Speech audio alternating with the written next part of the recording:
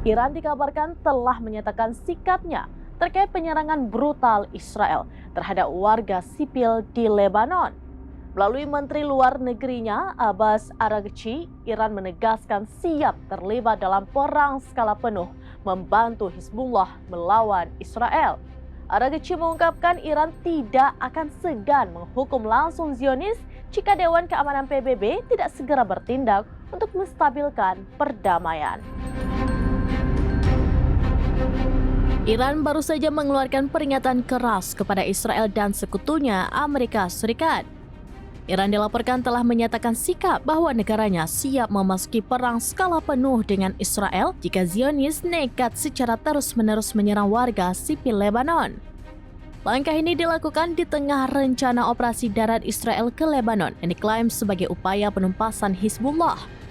Menteri Luar Negeri Iran Abbas Araghchi pada Kamis 26 September 2024 memperingatkan bahwa Teheran tidak akan tinggal diam jika perang skala penuh pecah di Lebanon. Menurutnya, kejahatan Israel tidak bisa dibiarkan begitu saja. Oleh karena itu, Araghchi menyuruhkan intervensi mendesak dari Dewan Keamanan PBB untuk memulihkan perdamaian dan stabilitas di Timur Tengah. Ia juga menekankan bahwa Iran siap mendukung Lebanon dengan segala cara jika perang pecah.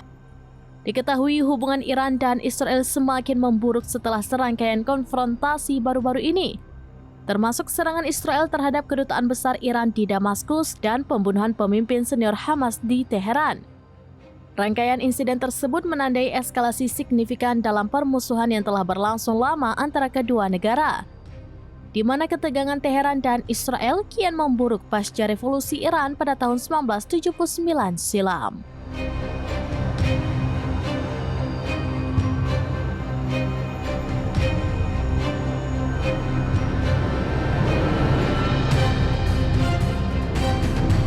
Demikian informasi terkini Syedara Alun. Saksikan terus beragam informasi lainnya.